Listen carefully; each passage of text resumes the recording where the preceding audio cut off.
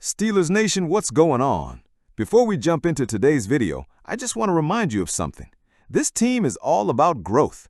Every single day, the black and gold are working to get better, sharper, and more prepared to bring playoff football back to Pittsburgh. And if you believe in that mission, if you're fired up for the Steelers to shock the NFL this season, make sure you hit that like button right now.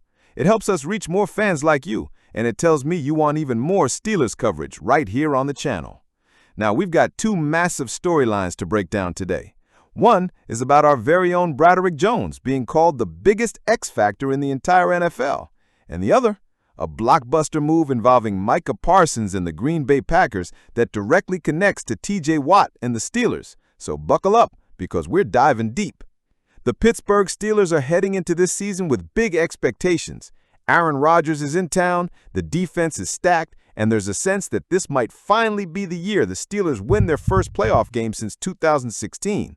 But according to ESPN's Ben Solak, the single most important factor in how far this team can go comes down to one player, Broderick Jones.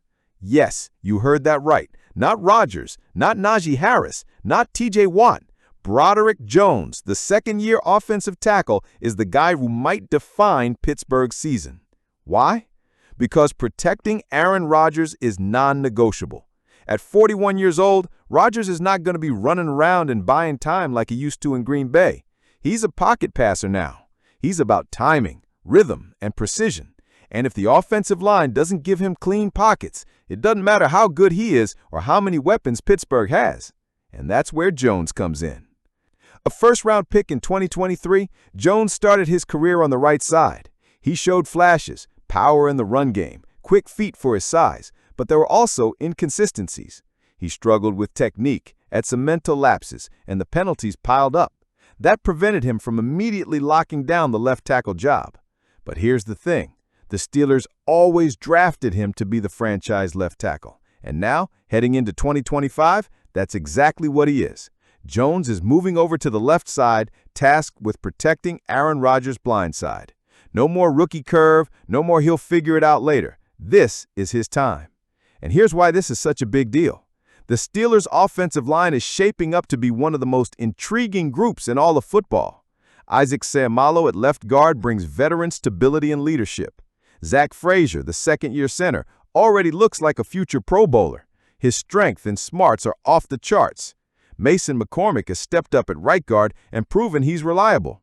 Troy Fautano, back healthy from a knee injury, has been impressing at right tackle in preseason. This mix of youth and experience gives Pittsburgh a foundation they haven't had in years, but none of it matters if Jones doesn't rise to the occasion. Because at the end of the day, protecting the blind side is the single most important job on that line. And if Broderick Jones takes that leap, if he cuts down the mistakes, tightens up his technique, and uses his incredible athleticism to dominate, then suddenly the Steelers have a chance to run a balanced, efficient, and dangerous offense. Rodgers would have time, Najee Harris and Jaylen Warren would have lanes, and George Pickens, Pat Freiermuth, and the rest of the receivers could actually make plays downfield. That's why Ben Solak is calling Jones the biggest X factor in the NFL. Because his development doesn't just impact the Steelers, it could actually tilt the entire AFC playoff race. Now let's switch gears, because while Jones is the focus in Pittsburgh, the rest of the NFL just dropped a bombshell. The Dallas Cowboys traded Micah Parsons to the Green Bay Packers. Yeah, you heard that right. Parsons, one of the most dominant defenders in the league, is now in Green Bay. The deal sent Parsons to the Packers in exchange for defensive tackle Kenny Clark and 2 first-round picks. And right after, Green Bay handed Parsons a record-breaking contract, $188 million over 4 years with $136 million guaranteed. That's $47 million per year, making him the highest-paid non-quarterback in NFL history. Now, why does this matter for the Steelers? 2 words, T.J. Watt. Remember, Pittsburgh just signed Watt to an extension before training camp. 3 years, $123 million with $108 million guaranteed. That made him the highest-paid non-quarterback in NFL history at the time, $41 million per season. But now, Parsons has blown that out of the water. His deal is bigger in every way, total value Annual value, guarantees, you name it. And here's the key point. The Steelers were smart to lock up Watt before this Parsons deal happened. If they had waited, Watt's price tag could have skyrocketed even higher. By getting the deal done early, Pittsburgh avoided a financial nightmare. But there's another wrinkle. The Packers now have Parsons, which means when Aaron Rodgers and the Steelers face Green Bay in Week 8 at Acrisure Stadium, it's going to be must-see TV. Rodgers' revenge game against his former team already had plenty of juice, but now, with Parsons rushing off the edge for Green Bay, that matchup is going to be electric. And it also adds pressure on the Steelers' offensive line, because Parsons is the exact type of player who could wreck a game plan if Broderick Jones or Troy Faltano aren't up to the challenge. See how this all connects? So, here's the deal. Jerry Dulac, one of the most trusted insiders covering the Steelers, was asked recently if this would finally be the year Tomlin lands on the hot seat if the Steelers fail to win a playoff game. His answer? No, I think we have seen he is Teflon when it comes to not winning playoff games. If they miss the playoffs, he will be on the hot seat again, but only with the fans. That's the word he used, Teflon. And honestly, it makes sense. Because no matter how much heat Tomlin takes from the fans for not winning in the postseason, it never sticks. He doesn't melt under the pressure. The front office doesn't waver. The ownership doesn't flinch. Tomlin is still here. And remember, he's under contract through 2027 NFL season. So unless something completely out of character happens for this franchise, Tomlin isn't going anywhere anytime soon. Now let's be real. This has been one of the most polarizing debates in all of football. On one side, you've got fans saying, Tomlin hasn't won a playoff game since 2016. The team is always just good enough to avoid a top draft pick, but not good enough to seriously compete for a Super Bowl. His game management and postseason track record simply aren't cutting it.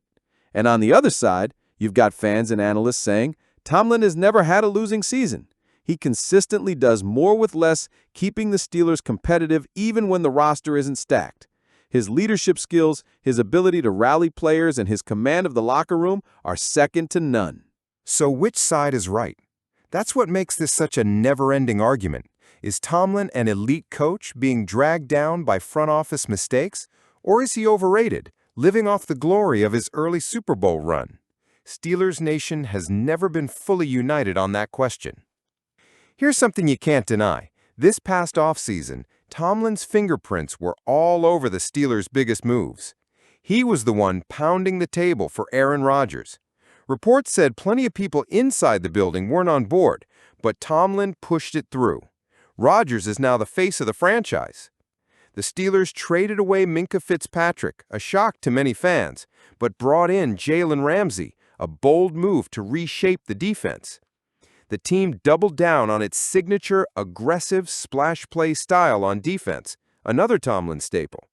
So whether you love him or hate him, this roster is being built in Tomlin's image. If it succeeds, he's the genius who pulled the strings. If it fails, well, that only adds fuel to the fire. Let's talk about why Tomlin seems to be untouchable in Pittsburgh. It comes down to two things. The Rooney family's philosophy: the Steelers simply don't fire coaches. It's not who they are. Since 1969, the team has had just 3 head coaches: Chuck Noll, Bill Cowher, and Mike Tomlin. That's it. Stability is the brand, and that stability is why Tomlin's seat is always cooler than the fans want it to be. The standard is the standard. Tomlin has created a culture where the expectation is always to compete. Ownership buys into that. Even if the team hasn't won in January, the Steelers are never bottom feeders. They're never irrelevant. And in the NFL, that matters. That's why Dulac said it clearly. The hot seat only exists among the fans. The organization doesn't see it the same way. Now here's the question on everyone's mind. What happens if the Steelers flop again in 2025? Let's say they sneak into the wild card round and get embarrassed, same as before. What then? According to Dulac, the answer is simple. Changes will come, but not at the head coach spot. Instead, expect a massive roster overhaul. Plenty of contracts are structured in a way that Pittsburgh can get out of them with little to no dead cap. And some key assistants? They're on the chopping block. If things go south, you can almost guarantee Tomlin's staff will take the fall. Coordinators, position coaches, they're not made out of Teflon like Tomlin is. Whether that's fair or just scapegoating, that's the reality. But Tomlin, though, he'll still be here, leading the charge with ownership behind him, at least through 2027. So let's zoom out for a second. What we're really talking about is legacy. Mike Tomlin has built the reputation as one of the most consistent, steady-handed coaches in the NFL. But consistency without playoff success leaves fans wanting more. The 2025 season might be the defining year. With Aaron Rodgers at quarterback, with a revamped defense featuring Jalen Ramsey, with young talent developing across the roster, this is a season where Tomlin has no excuses. If it works, his Teflon coating only gets stronger. If it fails, the heat from the fan base may hit record levels.